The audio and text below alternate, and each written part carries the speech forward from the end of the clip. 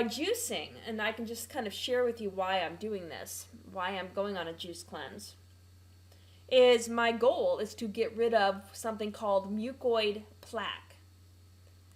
So mucoid plaque is something that builds up in our intestinal tract. Everybody has it. If you live in this world and you've eaten regular food, and I'm talking about even food that you might think of as being healthy, even natural grains. So grains, meat, dairy, any of it.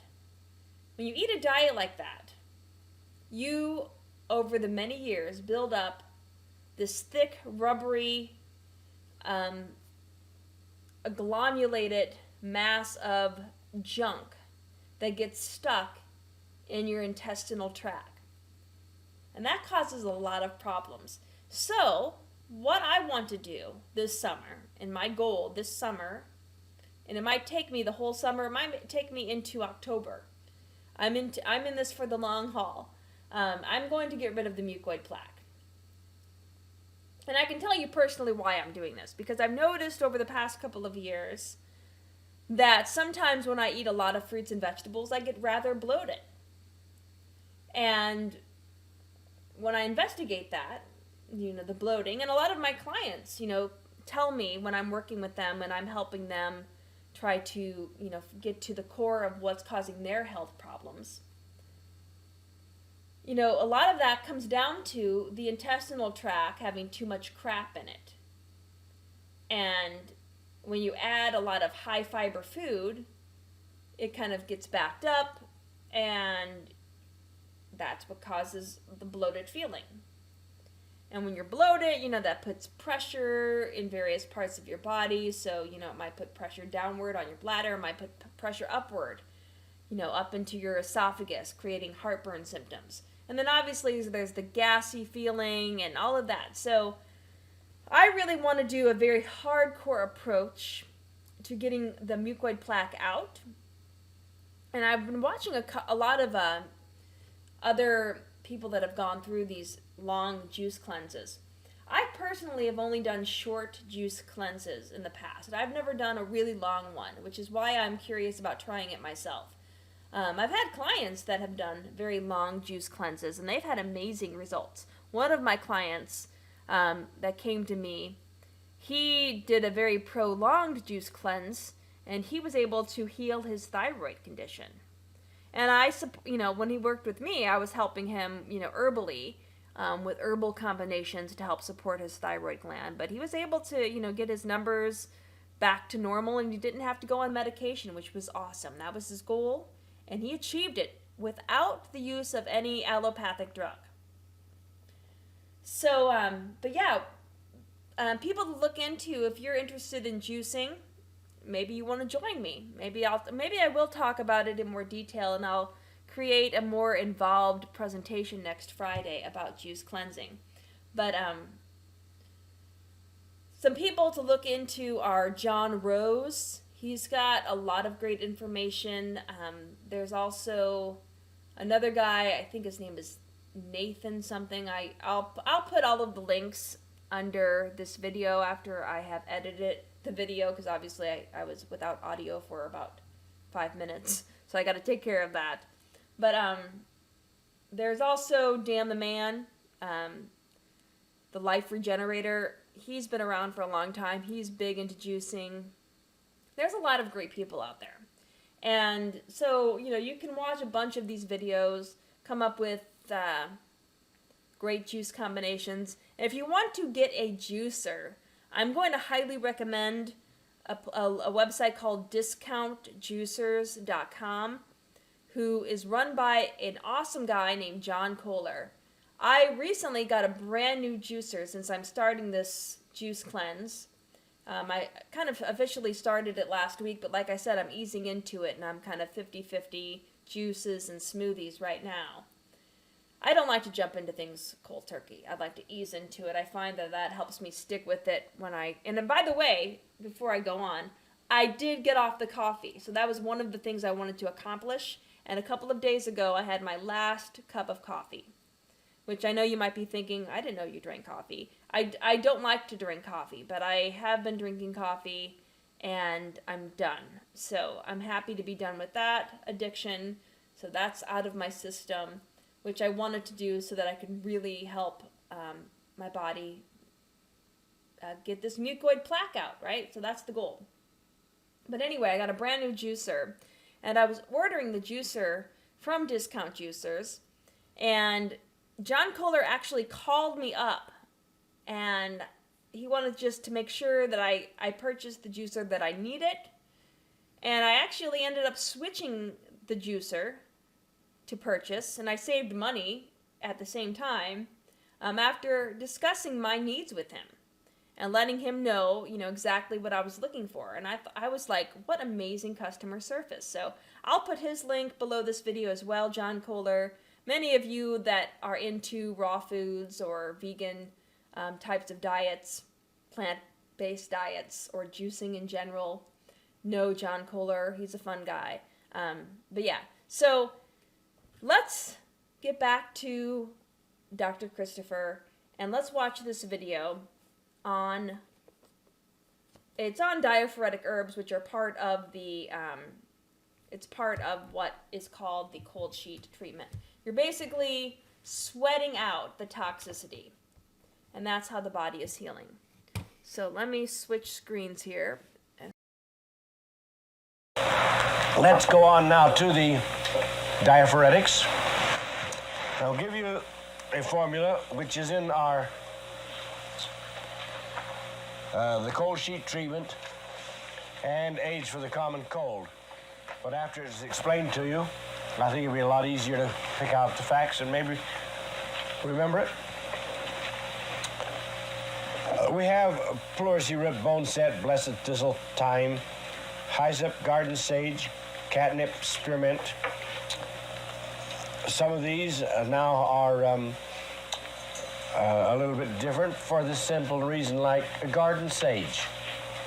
Now, garden sage, if it is taken warm, it's a diaphoretic. If it's taken cold by a woman who is nursing, it'll stop the blood, it'll stop the milk. And so there are just these many little things about it. Actually, the wild sage should be in this group itself because it is it's a fine diaphoretic. But I was with Chief Tahachi of the Hopi tribe. He was a chief and a medicine man. And we were fortunate to be able to spend 4 hours together while our cars were being repaired at the same garage. It was coincidental that he was told to go to this garage and I was too, from 2 different directions. But we got there right at the right time and we had 4 wonderful hours. And he said, Doctor, how do you make your tea from wild sage that's out in the desert? Well, I said, we just take the leaves and these small stems off and put it into water and simmer it. Very, very low boil. Simmer it, and that's our tea. He says, fine. It's wonderful. For horses. And I said, huh? For horses? He said, yes. That's the way we make it for horses, but not for humans. And I said, well, how do you make it for humans? I'll sit at the feet of any Indian medicine man or chief because they have the background. Well, he said, we just put the sage leaves into a container, pour water over it, and set it out in the sun for 24 hours. And he said that would be the cold infusion. So a cold infusion instead of a warm infusion. And he said it is far easier to assimilate. So that's just a principle on one of those herbs. But now let's go into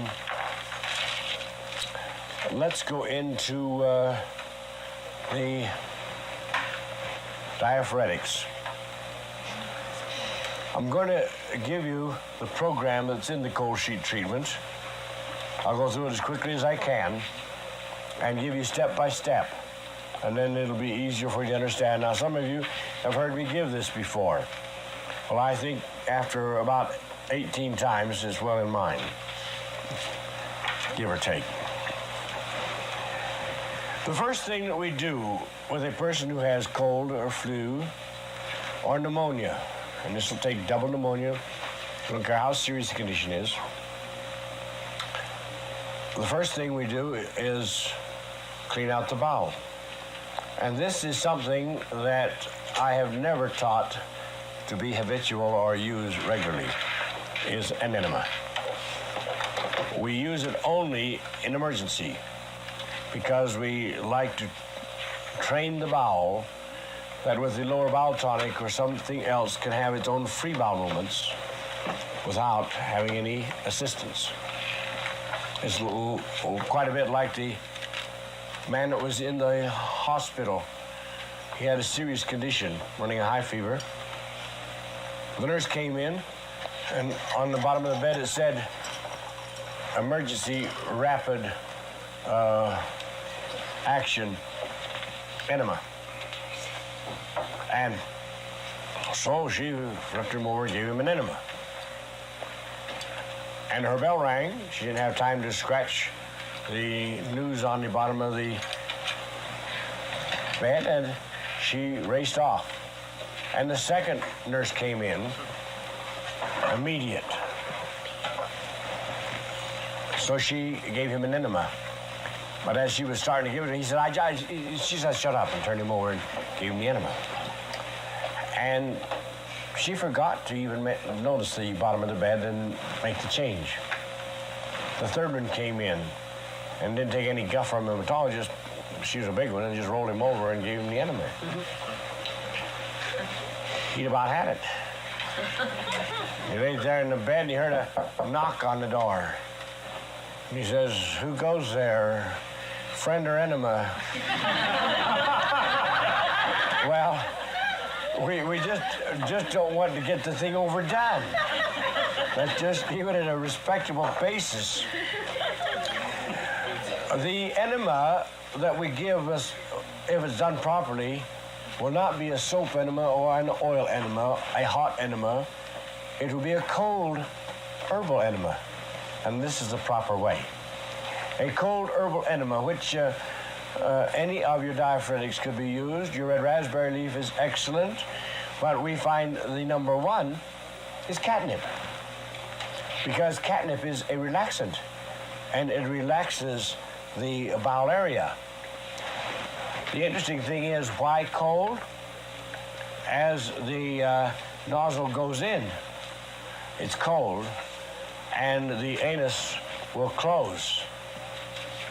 And it will not open until the cold water warms up enough so that the anus and the lower part of the rectum will release it. But if you're using hot water in, it expands.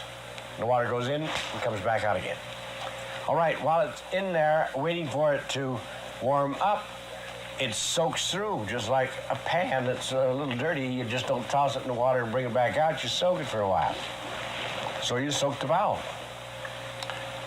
This is done with about 2 quarts to the adult, give or take according to size, and cleaned out.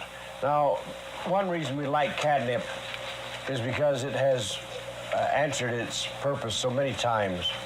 I have been called out on case after case of telescoping of the bowels from eating corn or eating the wrong types of material or gulping it too fast, and those bowels collapse. Well, generally, with a telescope bowel, it's rush right to the hospital, get a section of the bowel removed, and sew it back together again. But in our case, we use the catnip tea. We have to use gallons of it, and it relaxes the bowel.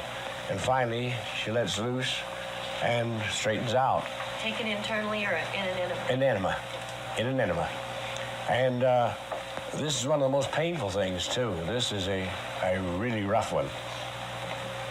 So now we've got the enema taken care of, and the individual has been cleaned out some of the surface material and softer material. And the next thing we do is have them lie on the slant board, with the head down, of course, and cover them so they will not get chilled. And we insert a garlic injection. Now, by injection, we don't mean a needle. The injection we mean is a syringe. And that syringe we can control. So we put in a pint for an adult of the garlic tea. We make the garlic tea with cold materials using 1/2 distilled water and 1/2 apple cider vinegar. Cold, put into the blender, and we start dropping in peeled buttons of garlic. Oh, 6 or so, but don't get it too thick so it won't go out the syringe nipple. And when this is made up and it's ready to use, so we insert it into the rectum of the patient, and they hold it, retain it there just as long as they can. And sometimes the pint remains in there, so that's fine. How long do you leave the garlic in the distilled water and apple cider vinegar? Oh, we just make it up and use it immediately. You blend it, right? Blend it in. Okay, this is not the bulbs of garlic, right? Yes. This is already grated, or? No, it's the bulbs of garlic. See, the blender, if you don't have a blender, why, you use a grater or something Oh, okay. and make it fine. Okay, now the garlic injection, or the catnip is still in there. No, it's out. It's out now. Okay. Yes, that's my mistake. I should have told you. We got rid of that. Yes, we've avoided that. And when that's voided, then we put the... I'm glad you straightened me out on that, because that would have been pretty rough. I would be adding insult to injury, another pint on a full load. Yes, that would be right. Now, yes. Retain a whole 2 quarts of water, and then while you're lying on the slant board. No. You use the 2 quarts of water that has the catnip in it just to act as an enema. And as soon as you can void that, get rid of it. Oh, I see. Then we put the pint Uh-huh. of garlic tea in. We call it tea. These people that we use the cold sheet treatment on are influenza and cold, but what if they already have a real high fever? Is this going to escalate that where we don't want it, or do we just use this on lower fever? Well, I'll come into more of this as we go along. Now, the individual has had the enema to clean out, and they have now a pint of garlic tea. If they feel like voiding it, fine. If they feel like it's not bothering them, they can hold it in, they can do that. And we now place them in the tub. The tub has been prepared for them, just as hot as you can take. You use your elbow or your hand, and if it scalds you, don't put your patient in, unless you don't like them. In the water has already been put, for a tub full, 1 ounce, more or less, of cayenne pepper. 1 ounce, more or less, of Jamaica ginger, powdered. All of these powdered. 1 ounce, more or less, of what? Right, powdered mustard. Now, all 3 of these are diaphoretics. They're not listed on this because we don't generally drink them as a diaphoretic. But these are diaphoretics, and they are mixed in the tub. You notice I say more or less. This is according to age, according to size. And if the individual has very delicate reproductive organ orifices, we'll put a petroleum jelly, a Vaseline, or something on there so they won't burn, because it will get hot. In fact, this whole program, there'll be a hot time in the old town tonight, yes. These herbs will do damage. It'll perhaps irritate skin, but they won't do any real damage. No, they can never do damage to the body. They will heat you up. Now, as the person, yes. Could you explain the purpose of the garlic injection? Yes, the garlic injection, I'm glad you asked for why the garlic injection. Garlic is the healer of healers, and it kills infection. You can go home, a pair of you, and one of you will never touch any garlic. The other one will prepare a button of garlic and put it on the linoleum floor. And the other individual will take their bare foot and put on the garlic and hold it there 90 seconds. Time it. 90 seconds. And the garlic is so powerful that the essence and oils will go through the skin, into the bloodstream, into the lungs, and within 90 seconds it'll feel like it'll smell like they've just come out of a pizza potter. From the feet? From the foot. This is how powerful garlic is. Now we inject it into the rectum. It'll be quicker. It's going to be a lot quicker, and it'll go through the whole body, and it'll start killing infection. This is powerful. Yes? Oil of garlic you use in place of clove? Oil of garlic wouldn't do as good a job because you got the oil involved, number one. The best thing is your garlic straight. We do advise, though, just using small buttons like the regular garden garlic that you have. This is the same type of garlic that we insert into the rectum when we have hemorrhoids. This is put in before I'll go on to hemorrhoids a little bit later. But it's a small button. Don't use the elephant type. The elephant type garlic, if you've never seen it, we have seen the bulbs, instead of being small like the end of your finger, they're as big as a baseball. They don't fit in the rectum too well, and they wouldn't fit in a pint after it's ground up either. Well, anyhow, we now let this individual soak in the tub. And in soaking, the first diaphoretic procedure happens.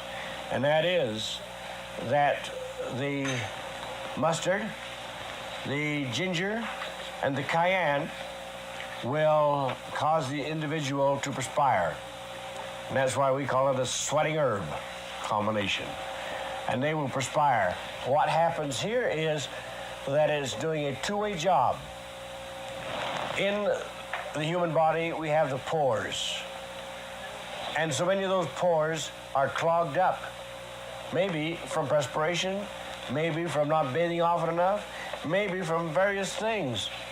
And so the heat from the diaphoretic herbs cause the fluids to come out in the form of sweats and poisons, and it will also take into the pores liquid that has been filtered. So here is a two-way street. After the individual is in the tub a while, they say, gee, I'm getting thirsty. Get me a long cold drink.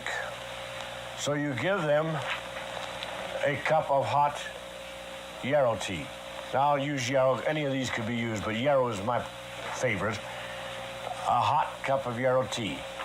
Well, there might be a little complaining because it's hot, but nevertheless it's wet.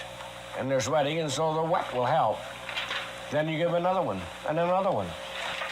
And finally they say, hey, I've had too much tea, can't take any more. And you say, well, we have a very thorough test on this. It's been proven over the years. Sit up straight, please. So they sit up straight in the tub. Now you lean over to the right, and they lean over to the right. And if no Yarrow tea runs out the right ear, they haven't had too much. So you give them some more. Now, what we are actually doing here is a procedure that is extremely interesting because we are working on the germ theory not to kill the germs, but to incubate them. And they love the heat. They think it's great, and they love plenty of moisture. And so with this, they start to multiply. And why would you want to multiply germs? That sounds stupid, right? Really. But there is only one thing a germ can do. It can't kill you, because if you've got good cell structure, the germ can't live on it. All the germ can live on is filth, mucus, toxic poisons, waste. And so the more germs you got, the better off you are, because those germs have to have dinner. And they go to work. And they'll start cleaning you out. That's what they are. They're God's own little garbage men. I don't know whether any of you have ever been in Chicago, Detroit, LA, when they've had garbage strikes. I have. I went to Detroit, I'll never forget, in the cab with the windows up, holding my nose.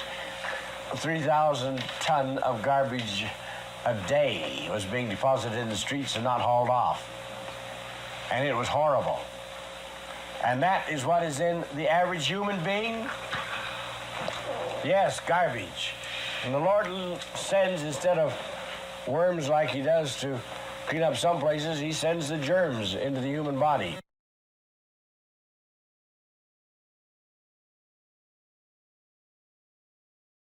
Every one of us in this room is computerized with every type of germ known in the world today.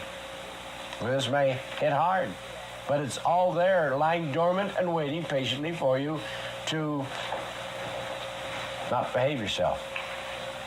One type of germ could be jungle fever. Another would be flu. Another would be syphilis. It depends on what kind of a jam you got yourself into. The type of material that you've taken into your body that shouldn't be there. So, the more germs we have, the more food they need. And the more food they need, the quicker you're cleaned out. And so our key to the whole thing is multiplication of germs and incubating them so that they will multiply rapidly. The germs come and say, wow, this is a filthy hole. Wonderful, wonderful. Our great-great-grandchildren will be here in about 4 minutes. Let's get at it. And so they go to work. And the climax, this is what we all look forward to.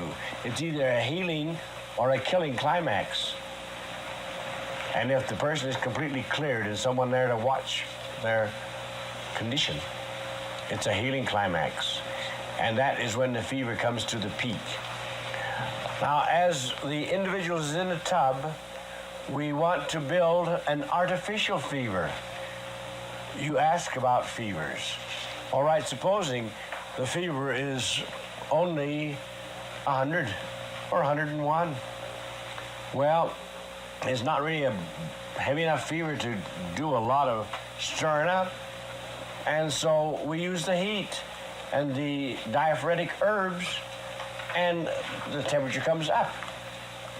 Now, you can run that temperature as high as you want without any harm. Now, this is the key.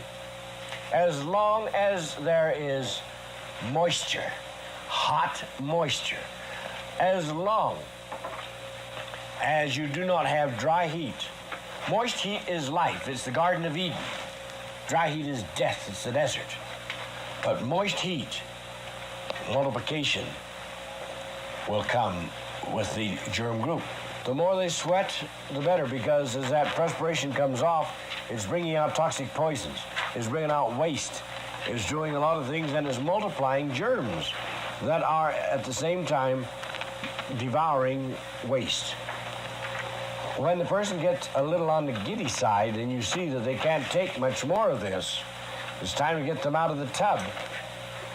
We've got to sometimes lift them out. They're weak enough.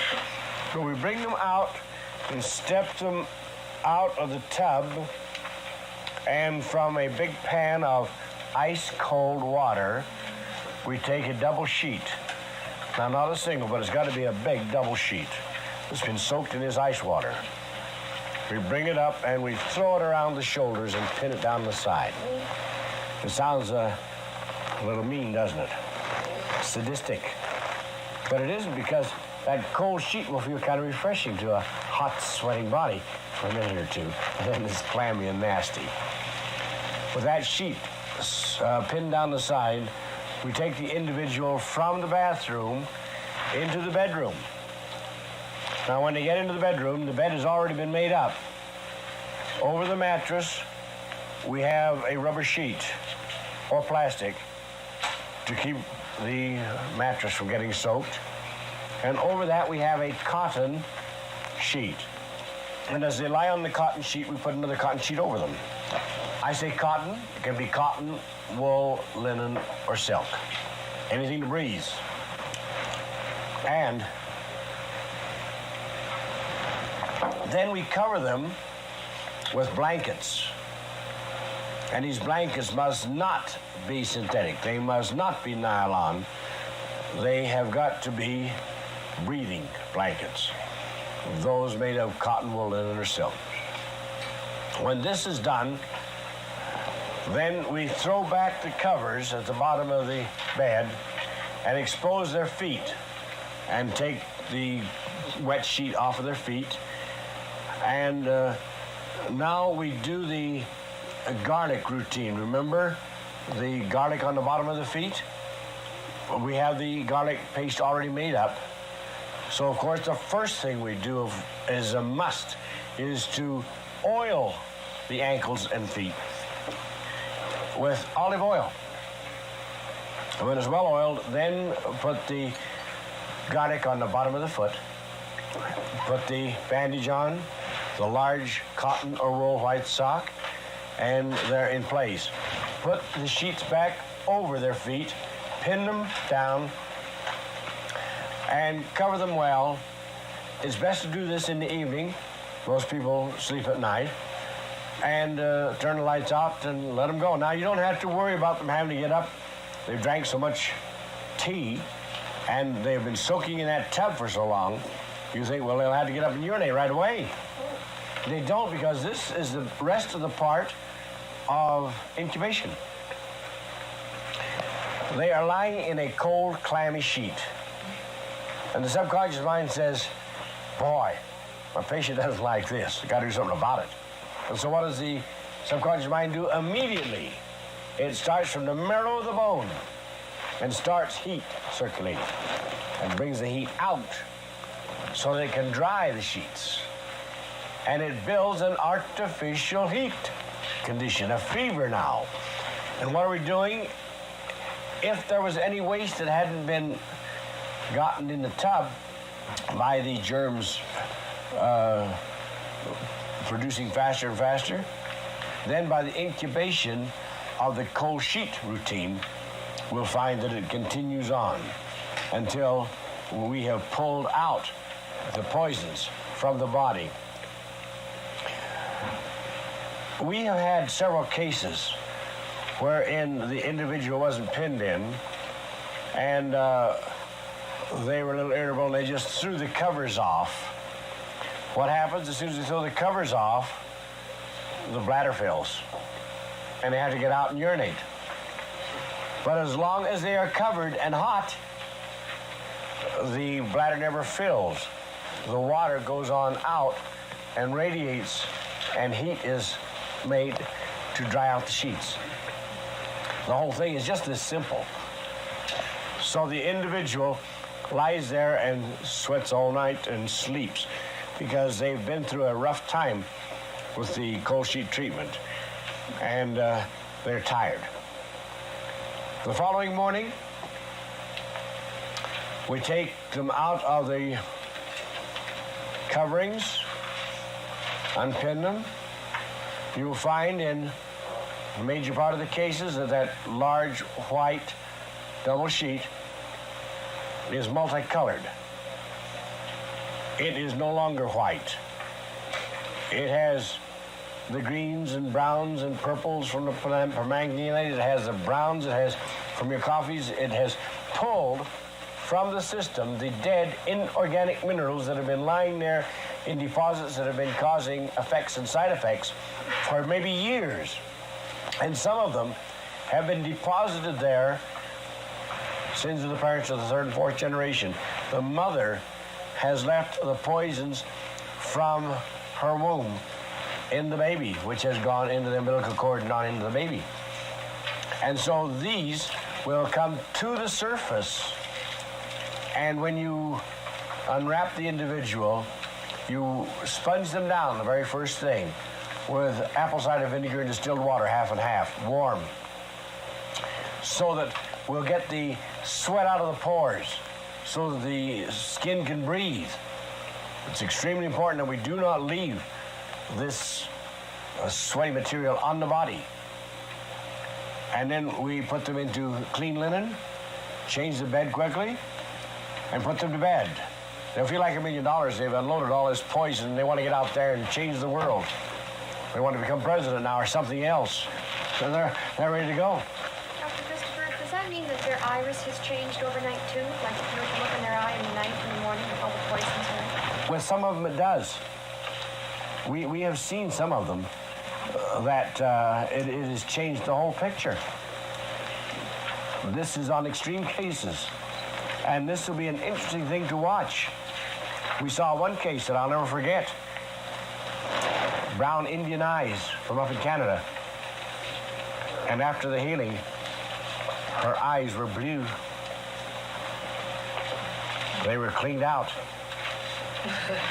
Well, this is, you have to know iridology to understand that there are brown eyes and there are brown eyes. There are brown eyes from nature, and there are brown eyes filth. She had filth. My question is, we have a hard time getting all cotton sheets. In fact, it's an impossibility, it seems like. If it's part cotton, is that going to be, you have to have... It's better to have all cotton, and by the way, there are places, yes. Still down to the Sears catalog. Plus, there's a place back east that specializes just in flannel sheets, pillowcases, blanking for wool, for bedding for babies and stuff. Will you please put these on the blackboard? I don't have a list with me. Down to England. I can put my address. And I can Put your address on the board. Folks, right now you might as well realize that we're coming into a strategic time when we'll need cotton and wool, linen and silk. We need them.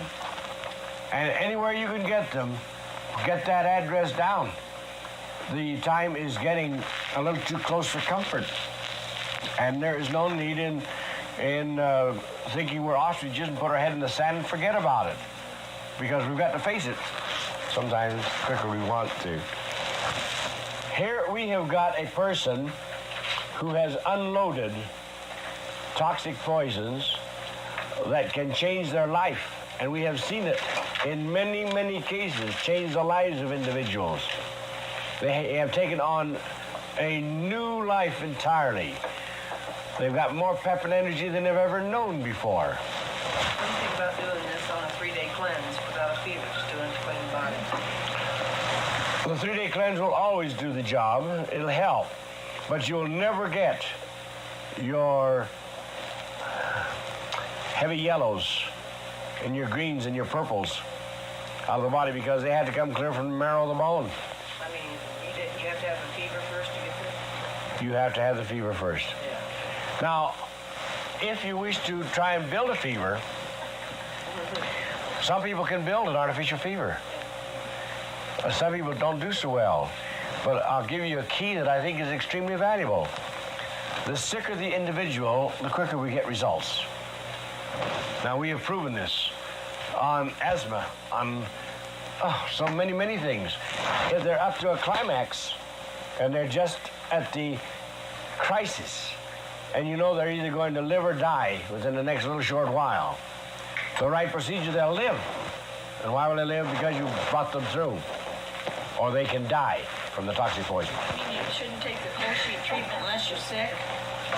You get fast results when you're sick. An individual who has drug addictions, one who has tobacco addictions, one who has nerve addictions, et cetera, et cetera, et cetera, if they are willing and they want to, on the affirmative side, they can go ahead and we can build an artificial fever.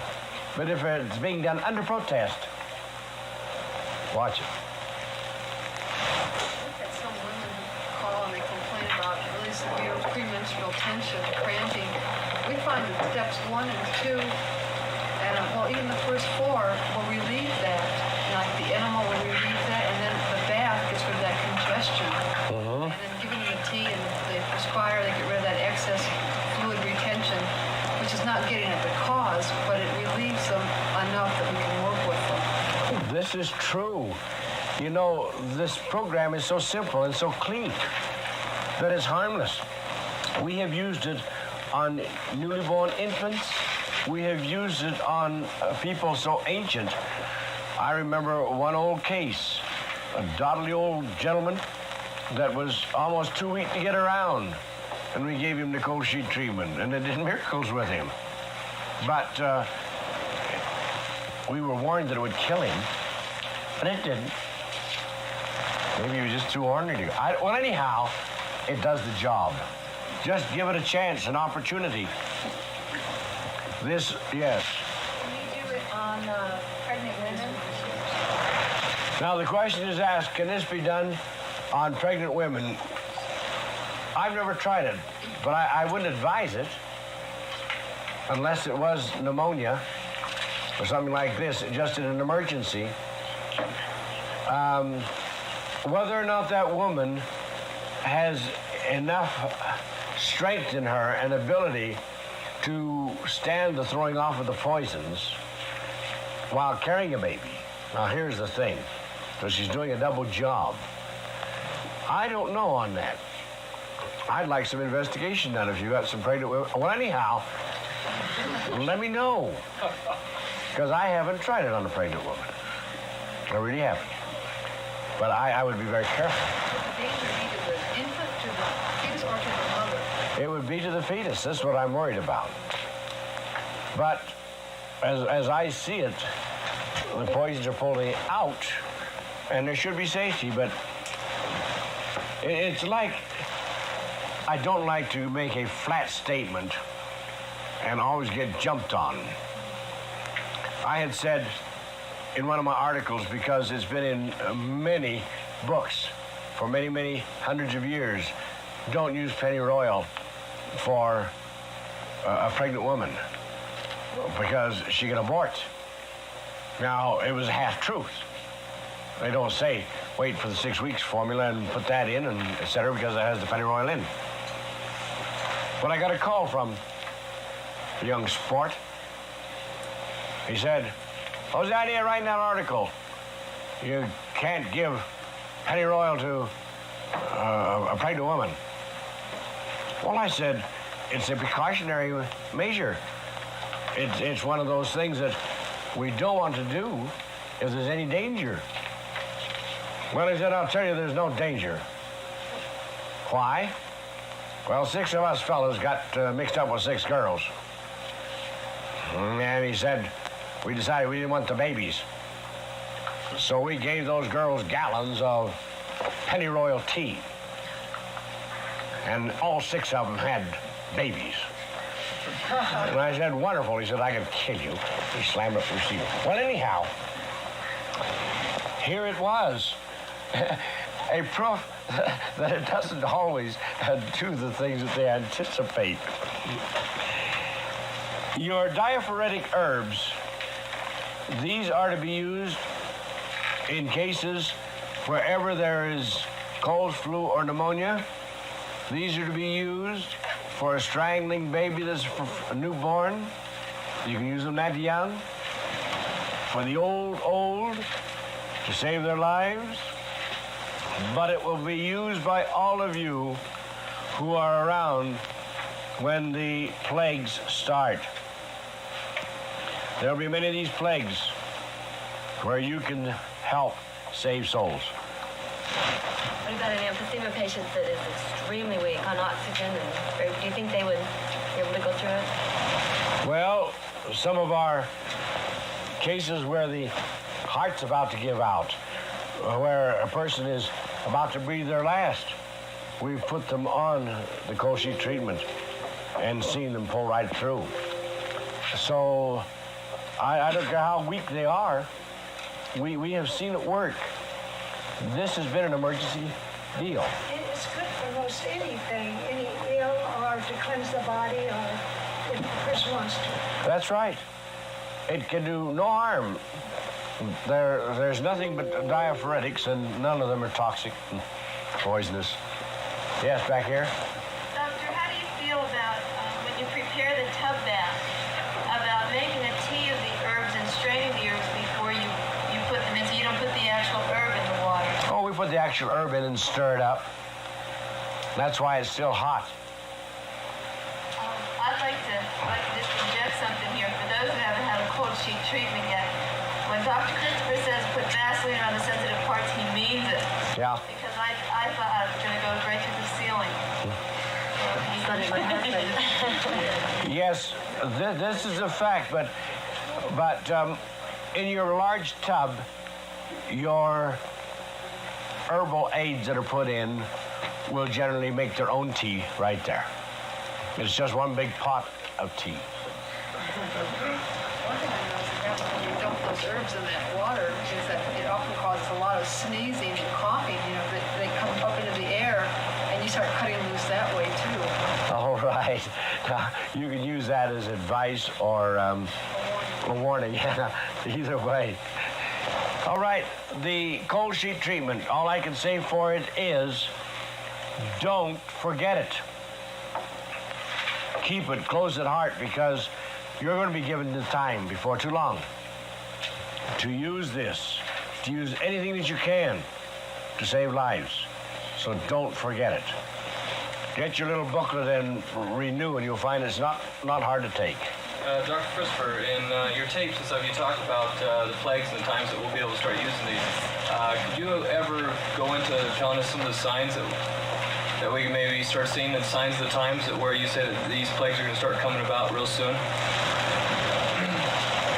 Plagues. I was talking in Snowflake, Arizona, and I was telling him, we're not too far off from those last days. And I said, statisticians say 1 out of 10 people will survive, and the rest will go down with wars, earthquakes, tidal waves, and plagues. And someone said, will the plagues be prominent? And I said, be like Joseph in Egypt, are we home? Well, then someone raised their hand and said, have you got a plague remedy?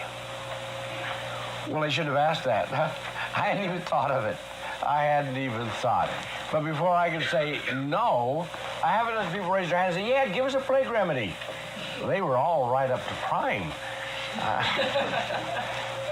And you know, this was another time when I wasn't ready. My back was up against the wall. I'm not that good an herbalist that out of thin air I can pull a formula without some help. And I asked for help.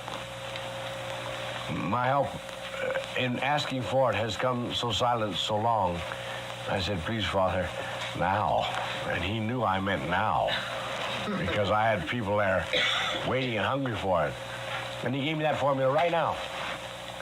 It has a large group of herbs, and it came to me step by step, and I wrote it down, or I didn't even write it, I gave it to them, and told them how to make their concentrates, and told them everything right on through. It came perfect. And someone said, well, now how will we know when's the time for the plagues? Shall we wait a few years, or shall we get the stuff ready now? My statement was, not even I don't know when it's going to come.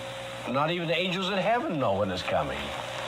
When it comes, I would rather see you have it on stock, gallons of it in your basement, for maybe 60 years and never need it, than to know it comes week after next, or next week, and you haven't got it. Well, something happened. They built many gallons of it. I didn't know this until later. Months later, I was down in Tucson, Arizona. And when the question and answer period came, someone raised their hand and said, "Will you give us the plague formula?" And I said, "The plague formula? I've only given it once. That was in Snowflake, Arizona. How come you know about it?" "Well, they had a plague." I said, "Oh?" And they said, "Yes." And so we know you got the formula. Well, I found later about the plague. It had been announced in Chicago by radio and by television that a plague had broken loose, and it was attacking the small children. And it was now going into the older folks. And they could not find any antibiotic. They could never find a thing that would stop it. And it was shut off immediately. And it only had one announcement because they did not want panic. One of the individuals in Chicago that had the plague flew through to Holbrook, Arizona. And on some business meeting, though he had the plague, went on through by car from Holbrook to Snowflake, Arizona, and left the plague there. And it hit the children in the school, and they panicked. And so many children were brought into the school with this plague, and they couldn't find a thing that would stop it. Not a thing. And one of the doctors was wringing his hands before the nurses, and he said, "I don't know where to turn, because the older people are starting to catch." And the registered nurse there in the meeting said, "We were shown how to make a anti-plague remedy, and we've got a few gallons of it made up. Could we use some on these children?" And the doctor said, "Use anything, anything. Let's see if we can save them." And they brought the anti-plague remedy in, and they never lost a child, not one. And the next time I went there to lecture, as it used to be on these series, I would lecture free on a Monday night, and then for the next week or 2 weeks, it was a regular pay routine. But we had a jammed house this night on a Monday, and I didn't even have to talk because people were telling of the wonderful things that had happened with the anti-plague remedy. Oh, the most amazing stories that I ever heard. But they came, even menstrual cramps and cough and flu. I'm anxious to get home to get a couple of bottles of it. They even told about 4 pups, very valuable pups, that had been poisoned with poisoned meat. And when the people got back, they found the dogs had gotten out of the kennel, and here all 4 of them were lying there going stiff. And they grabbed a bottle of anti-plague and grabbed the first one that was there, and the eyes were stiffening up in the legs, and they poured some down its throat, and it coughed and shook its head and came out of it, and it started to wag its tail, and it wiggled out of their arms and started running off. But before the other 3 could be gotten to, they had died. Now, we've heard so many of these stories, so many of them. We have people on the West Coast that are wealthy that have the anti-plague remedy in bottles in their homes, their summer homes or winter homes, and they have it in every car, always a bottle around. What kind of plague was it?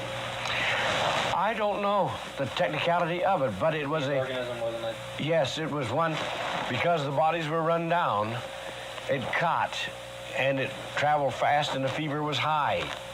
And it's like the Black Plague, like many of these medievals that have been, it has hit again. Well, your feeling is that it's because we're so run down that we're going to run down? I think this is one of them. I think because we have been on processed foods. I think because our bodies are on the skids because of weak inherent conditions. I think because we haven't taken care of ourselves, that when the plague hits, she's going to go broad and wide and fast because there are so many of us in the same boat. I could be wrong, but I don't think I am. I don't think I am.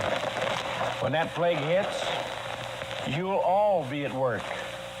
You'll all be at work, and it'll be one of the kindest things that can be done is to help more and more people come up the path. Let me mute the desktop audio. So, I thought that was a pretty profound video from Dr. Christopher, especially the part where he talks about the purpose of the cold sheet treatment and how it acts as an incubator. It helps to raise the body's temperature to actually help the microbes so that they can become more efficient at breaking down the toxicity within the body. Fevers, I've made videos about fevers in the past, and it's amazing how backwards allopathic medicine has it with regards to looking at natural ways in which the body heals and trying to oppose them. Allopathic medicine suppresses the exact mechanisms we need to heal the body. Suppressing a fever, killing the bacteria. I mean, these are important for us to get to the core of the problem. And by allopathy suppressing these mechanisms, it's just setting up the human being for chronic problems in the future. So I want to show you another, speaking of diaphoretic herbs, I want to share with you another video from Dr. Christopher. Let me pull it up here. Oh, my pro. One thing, that the soil and what it yields is like the human body and what it yields. Let's have it healthy. And here is the case. One way of cleaning up the human body is by using diaphoretics and sweating the poisons out of the body. One of our greatest diaphoretic groups of the sweating herbs, Yarrow, of course, is one of my pets, as I have so many herbal pets. But Yarrow is easily found, and there's a lot of it. It's called milfoil. It has a beautiful little fern-type leaf, but it comes in yellow and pink and white. Chamomile. Now, the chamomile is one of our choice diaphoretics and a very tasty drink, too. But of these first two that I'm mentioning, we have some interesting things about them. With Yarrow, I will guarantee that if you will make a concentrated Yarrow tea and massage that into the scalp 2 or 3 times a week, rinse the hair with Yarrow tea, that regardless, don't look at me, of how white the hair is gone, it'll go back to its natural color. How concentrated? How concentrated do you make? Oh, third power. Many people have just... I'm not clear what that means. Well, if we make up tea, which would be an ounce to the pint, a teaspoon to the cup, and just make up tea, that's single power. All right, we... A heaping. All right, we taper, we simmer this down to 1/2 its original amount. We made up a quart of it. We bring it down to a pint. When it's brought down to a pint, it's called 3 power because it's 3 times as powerful as when it was first made. Simmer that. Simmer, don't boil it. Now, if it's brought down to 1/4 its original amount, it's called 7 power. 7 times as strong. That makes it quite potent. A gallon would be brought down to a quart. So this is first power, third power, and 7th power. Well, if you take Yarrow Just third power. Just simmer down and massage it into the scalp and rinse the hair with it 2 or 3 times a week. If your hair was brown, it'd come back brown. If it was black, it'd come back black. If it was strawberry blonde, it'd come back strawberry blonde. Grow something? I'll tell you how to do that. Yes. Will it do anything for hair that's changing colors? It's not white, but it's perhaps getting darker. Oh, yes. What this does is take it back to its original color. It doesn't have to be white then. No. How long are you talking?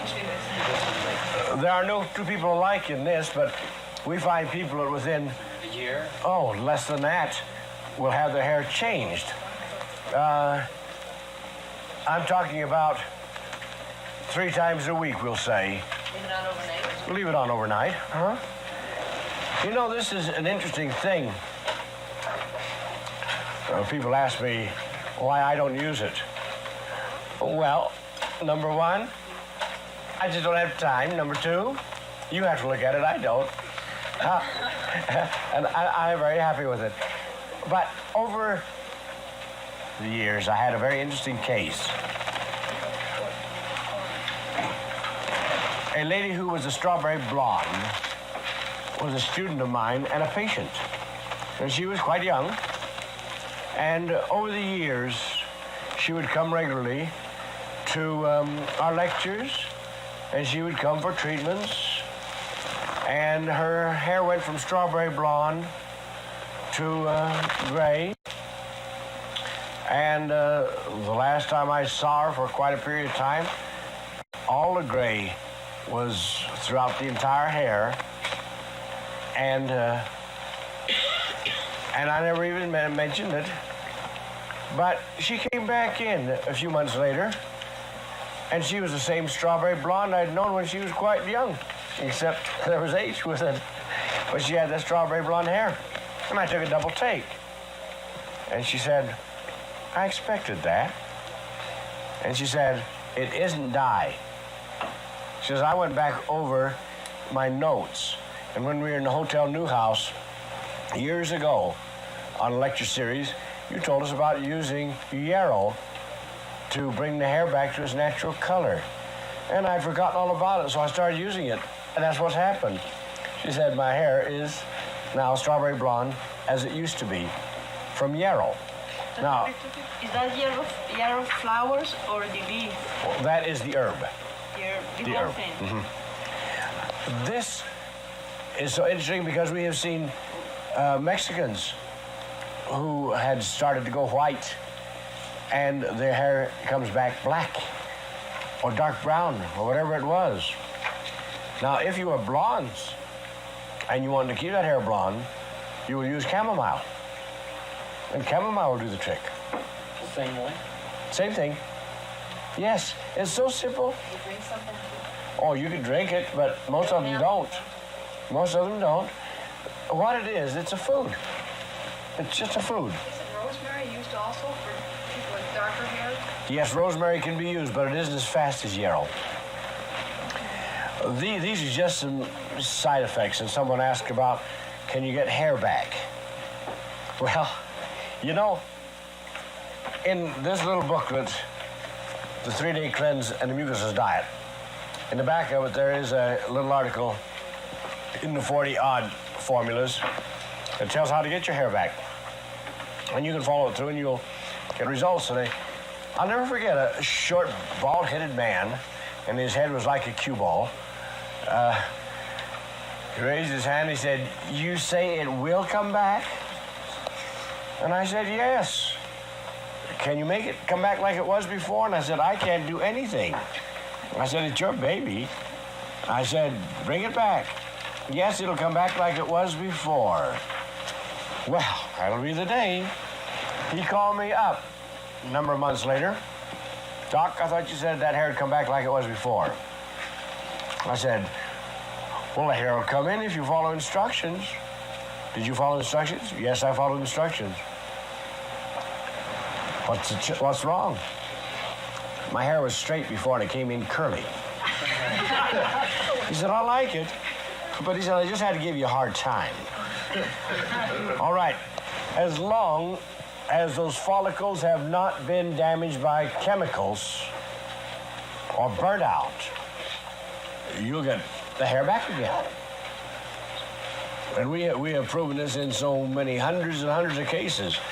We have an unusual one. We have a letter on. This came out in the Healthy Newsletter. And so we've had lots of examples of it. But this lady said that she wanted us to know because she thought this was just a little bit special. She had been dark-haired and her hair went white. And she decided she didn't like it white, so she henned it. And it was all henned. And she said it was doing very well, and she decided to quit the henna. And as the hair grew back, it was red on the ends, and then there was a space where it was white. And she decided she'd use the Yarrow, and it came in brown as it had originally been. And she has, and the letter tells how she has 3 shades of hair: brown, white, henna. Well, I like it, but it's interesting to hear these things.